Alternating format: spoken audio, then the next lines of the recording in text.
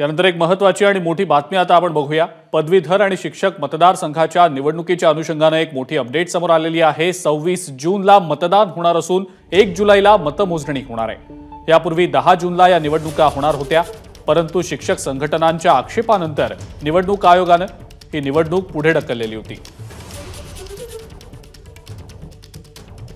अधिक माहिती या संदर्भातली आपण जाणून घेणार आहोत। निलेश बुधावले आपले प्रतिनिधी आपल्या सोबत आहेत सध्या। निलेश, पदवीधर आणि शिक्षक मतदारसंघाची निवडणूक आता 26 जूनला त्याचं मतदान होणार आहे, काय नेमकी माहिती?